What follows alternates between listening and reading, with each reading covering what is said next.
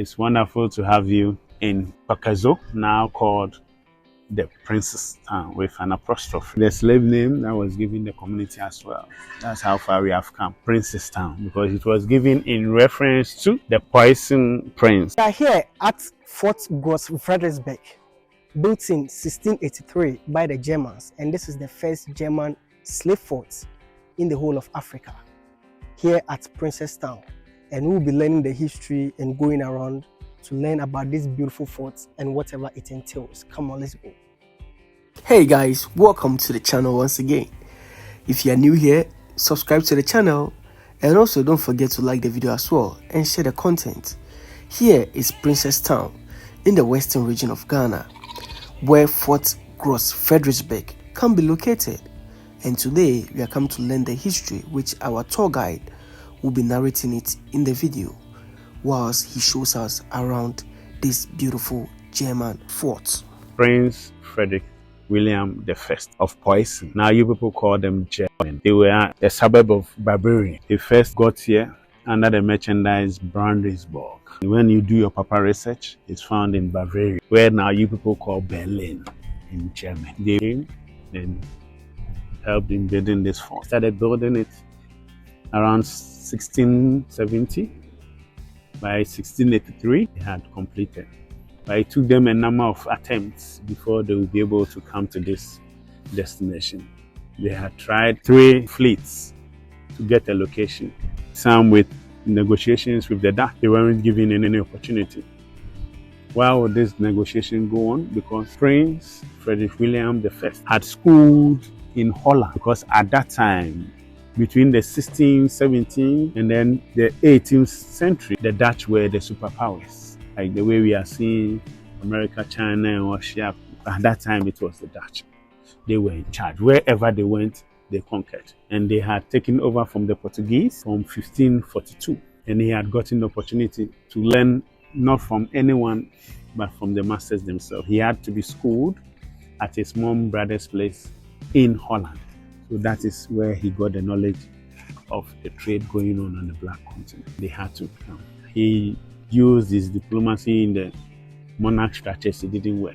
So they had to find a way and then get a new site. So on their third voyage to get a location, they landed in Inzimakulen. It's found between Cape 3 Points and Aketechi. That was where their ship docked to get fresh water, because they had run out of water at sea. So depending on that, Inzimakulen is a small waterfall and is the closest to the coast. They had to then feed, get some water to drink, settle there, then recuperate, get some repair works done on the ship and the rest. In surveying the environment, they found a smoke from Pakazo, so they knew people living around.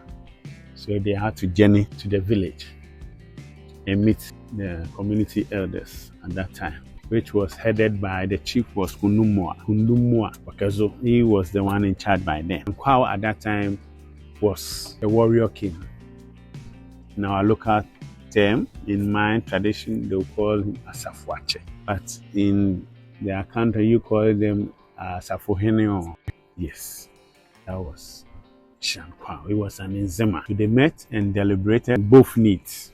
So the community needed people who would help them to defend themselves against the Edums. They were a particular tribe, believed to come from the Fanti Stretch, normally attacking them, especially during their harvest season, taking as much as whatever they want to take, then they take it. So with these Europeans arriving, they believed they could also bring an extra reinforcement. They also signed various treaties, one being that the Poisons will not trade slaves in the village, and they offered them the Manfro Hill, where Fort Gross Fredericksburg is found, to build this fort. In every section along the coast, there were slave trade, but sometimes there were negotiations. So here they had it with the Poisons, now called the German. In Axine, they had it with the Dutch, and the one leading the Asafu company at that time was Kwame Apley, or popularly known as Apley.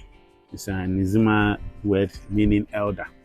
Yes, he was the one liaising between the community and then the Dutch in Axine. Here they did everything to Jankwa. So they agreed here with the Poissons they wouldn't trade slaves here. But that didn't go with the Dutch because the Dutch hadn't come here. So when they were capturing, they'll capture anyone they see from Quakers because they haven't signed that agreement. And there's this same goes for the Poissons or the Germans. They would also go out and maybe get people from, let's say, Tumatu, Ziema, Axin, and the surrounding villages.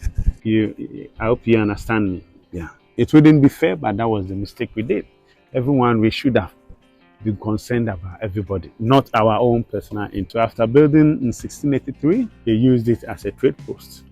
And one thing for us to understand the history very well, we should always look into the anthropological settings then. So roughly at that time, it wasn't rubber as we were coming. This section was full with a lot of palm plantation with a mix of plantain, but majority was palm plantation and coconuts, plantain and other farming varieties that they could farm. And I'm specifying farm plantation because that was a key ingredient in the trade. Why? Because at that time, and heading towards the industrialization age, they hadn't invented grease. There wasn't any discovery of petroleum. So how would they preserve the ships? They needed a fluid that the water permeate. There wasn't none other like the palm oil. Painting the woods of the ships. So it was, apart from the gold, that was a key trading material that normally is not spoken of. Even I would say even before the ivory, because even the ivory needed to hunt down the elephant before you could get it. Man, palm the trees were there. And it was used for the boats, it was used in building the forts. It was a key material that, yes, palm oil. They used the palm husks as a bonding material. So they used seashells, burnt seashells, granite stone, clay, palm husks, what we call in my language, the accounts will call method. You know, yes. That was what was used. When we go around, I will show you some. That was what was used in building the fort. So these were key components of trading. So after these things going and then needing people to carry these things in excess, because obviously at that time, 450 years back, they weren't having these heavy duty machines. So they needed humans who could last long in a work duration and none other around the whole world. They hadn't found any like the African. So now they had to divert the trade from the normal gold, ivory, palm oil and the rest, and then now concentrate on the human resource. They started the slave raiding as well. Already we as tribes were fighting for territories and we were having our own forms of enslavement. By that time you could live in the community, have your culture, but you wouldn't have the authority as certain cultures that you find yourself in. But you wouldn't be suppressed to harsh labor and ill treatment like when you were taken by the Europeans. So we had our own forms of slavery. So we had to sell our own. Because we felt, oh, maybe Namase wasn't my tribe as a gun, so I can sell him off. But you never knew he's still an African. So you were telling the European that selling your own, you could also be sold. So here, this is what happened. With the Poissons, now Germans and the community, no one was speaking, but they got people from surrounding areas here, communities, as well as the interior. So we are about to explore this fort and we are being told that this is the warehouse. I have my tour guide inside and he will be giving us the history about what was being kept in this warehouse. So we'll just go and see what this whole beautiful fort is about. And so we are now inside this warehouse of the fort, and I have my tour guide here who will be giving us the history of the fort concerning what was being kept here. So boss, concerning the warehouse, can you give us history of what was being kept in the warehouse? So originally they kept items like gold, ivory, palm oil in wooden barrels. They had precious stones as well. So specifically, apart from the slaves, all other items that were quantified and was in need for the Europeans were kept in full stock here as well. Okay. Yeah. So the quantity, what was the storage capacity of what was being kept, about the thing that was kept over here? I would say the storage capacity at that time, we will give an average. So if they wouldn't take anything at all, roughly, it should be about 3,000 pounds of items. I'm talking about the volume. Yeah. All right. Okay. So that's the history behind this whole place. So when the Germans and then the Dutch were here specifically for warehouse purposes, to store the items I previously mentioned. But when all the forts and castles were handed over to the British through the Bond of 1844, they divided it into two portions. They used one section for their missionary work, church services, and then they use one also for education, their mulattoes, the children they had with the slaves, so that later they will be able to work on the ships so that they wouldn't be able to incur any cost. So with the British, they use a section for missionary work and also in teaching the mulattoes that they fathered in the fort. All right, okay, so thank you very much for this. Iggy, let's go and let's check out this whole place. And this is the fort, and it still looks intact, you know, looking at the whole situation, looking at the whole place. It looks like the building has been, the materials that were used were very good materials, and it seems the fort is still strong and all that. So this is the warehouse. This is where the slave masters, the Germans, were keeping their items over here.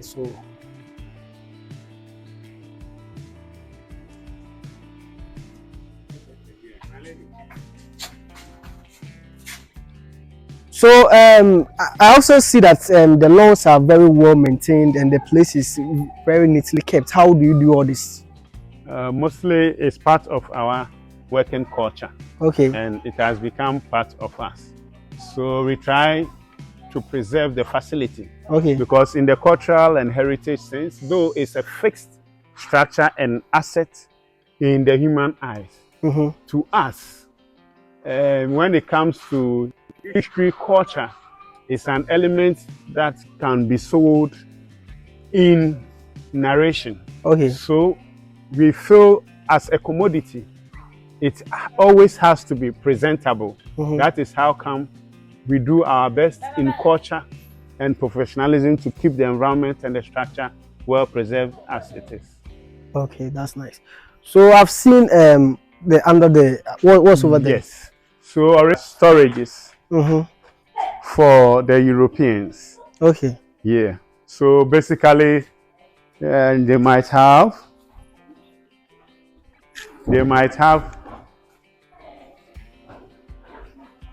cabins that kept maybe supplies.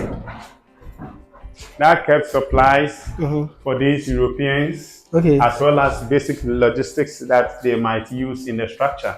And one specific scenery that we have here was the original entrance of the structure. Looked like where we just entered. So I'll just let's have a bit of an illusion. Pre-colonially, we imagine if this structure was supposedly in front of the fort, replacing what we have here. Yes, that was how the entrance to the fort looked like, without the staircase, and it had a bell on top. All right. So looking at this structure as well, big structure as well, can you tell us what was being kept over here, what the people were also doing inside of this whole structure? So basically, this structure served as the monarchs and governors structure. So people that were assigned supervisory roles and to see whatever was going on, they were the ones that lodged in the section of this fort. Yeah. And with that, they had a special negotiation room to your left, where you stood, on the first floor. So we'll be going there to deliberate very, very important issues. So how many rooms was there in total? Pre-colonially, they had more than 12 cabins, I would say. Yes. Okay. But now, since the structure was turned into guest house to host tourists from far destinations, presently we are just using 5 rooms. Okay. Yeah. So it is also a guest house that people can actually sleep over here. Yes, for tourists. For tourism. Yes, for tourists. So when people come around, they come and sleep here. Yes, if you are a tourist coming from afar, and maybe you are late when you arrive for the tour, and you would going back might be tedious, we have a place that is meant for you to stay. Okay, so now can we explore the inside there? That we are actually coming to explore now to see the rooms that was reserved for the guests. Let me see it now with the guests here. So these are the rooms that were reserved for the monarchs and guests that came from overseas. These rooms were reserved for them to lodge, but it has now been turned into guest rooms for tourists who normally visit the fort and would like to spend time over here, just like my tour guide was saying.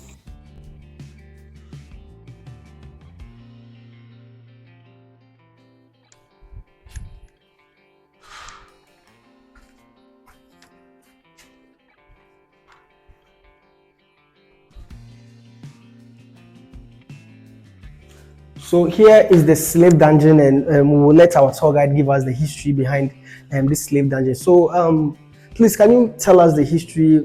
How many, which people were kept here? Was it males or females, and also how many of them were kept over here? So with the slaves, there wouldn't be less than 200, and the dungeons were 2 actually on both sections of this angle of the fort. Okay. Yes. So what was it, males or females that were kept here? Normally, the arrangements were in specification with the European country that were in charge, and where they felt a particular gender of slaves should be kept. Yeah. But originally, the males were kept here when the Germans were here, and then the females were kept at the far end as well.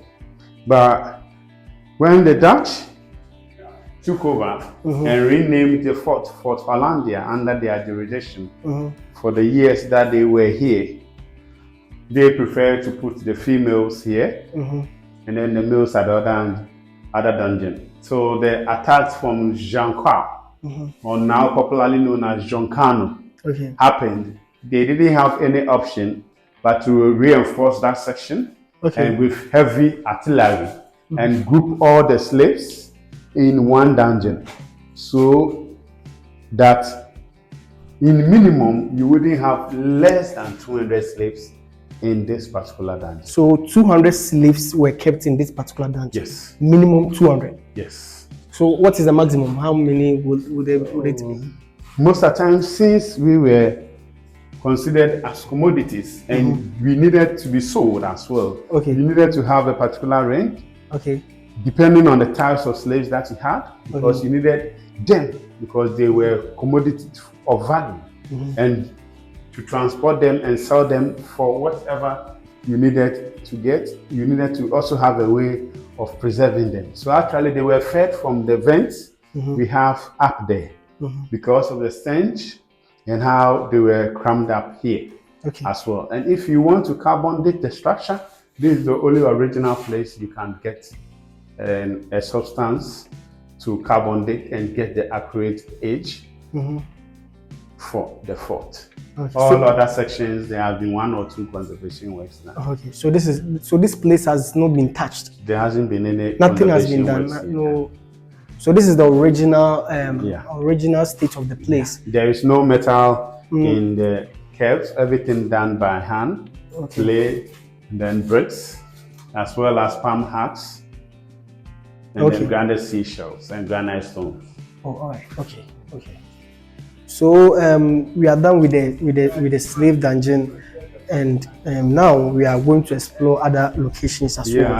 So when we went inside the slave dungeons, there were holes that we saw up there. So we are coming to know what is the use of this hole, and our master, our tour guide is going to tell us what this hole is about. So boss, what is the use for these holes? So the holes were used as feeding points. Okay. For the slaves, okay. Because obviously the way they were cramped inside and then the stench, this was the only option for them to get access to the foods. Okay. Yes. The only means that there will be the need to enter was maybe when a slave died and had to be brought out. Okay. Yes. But the feeding as well as ventilation, everything was done through these three vents we are seeing. Okay, so there is it the soldiers who come and stand here and put the food right inside for the slaves? Not even, you just be dropping. They just drop them so that they will just have to distribute. So they don't care how many they are. They just drop the quantity that they feel like they want to drop. Yes, and they would have to share. They will have to share and they will eat. Okay, so these are the holes for it, and the use of it was to feed the slaves. They just pass the food down here to the slaves, and this is one of the use for this hole as well. So we are still at Fort Gross Fredericksburg, and we are still learning the history, and this is a different angle or a different location of the fort, and our tour guide will tell us what this whole place entails. Boss, I'm looking at that building. I can see a building over there. What is this building about? What is it used for? It served as a watchtower. Yeah. So on the village, for viewing of the village, and also to help in long sighting at sea. At this particular stretch. To know the type of European ships that were arriving before they got in close proximity to the fort. So was it also a room that they slept in? Purposely served for the governor, especially those who handled the fleet and then the ship. So when maybe there are enemies coming, how do they alert the soldiers over here? That's why they had the bell. Where is the bell?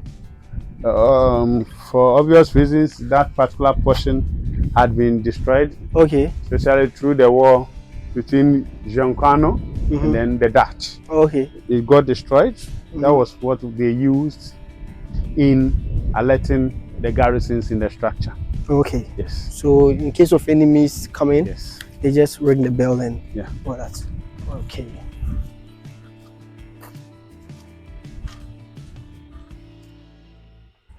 So what was this place also used for? This was also for the security post that oversaw this stretch of the fort. And from this stretch you could also get to the bell, because the bell was on top of the story that was here, the storage structure containing the cabins that was here. So we had another commandant post here, and beneath he had his logistics and storage as well. It's a well and there's water inside, and we'll know. Boss, what is this well all about? What was it used for? This well was constructed by the Dutch. After they had breached the treaty that the Pisces had with the local Pokazo people, and were now dealing in slave trade within Pokazo. They had refused to supply them with fresh water for their survival, so they had to find an intuitive way to conserve water that they wouldn't need to rely on the communities to supply them water. So now they constructed clay shingles. Before then, they had previously used wooden tanks to harvest rainwater from the clay roofing into this water reservoir. to survive on. And So- it has been in existence for over 300 years. So this whole area is a water reservoir, Yes, please. and it has been in existence for over 300 years. Yes, please. This food as well. All right. Okay, that's cool. So the water reservoir is actually filled with rainwater, and this is the wooden Yes, trunk we are that's seeing all being of you. used to You dress you in the aromeno. collect You the know how to water dance into the aromeno. reservoir, and this is how it looks. So when the rain falls, it just passes through this trunk I'll teach you. and goes through this Really, yes, pipe people are praying and that into they the don't reservoir. drink So this whole area that they is a can water reservoir. rub That's around. what. Hey guys, so we are almost at the end of our tour of Fort Gross Fredericksburg. Now I want to clarify one thing that came up in the video, which was that being in loggerheads with the people of Princestown, leading them to construct a reservoir that collected water from the rains.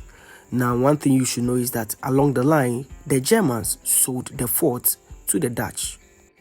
And so if you enjoyed this video, don't forget to subscribe to the channel, like the video and share it as well. See you next time.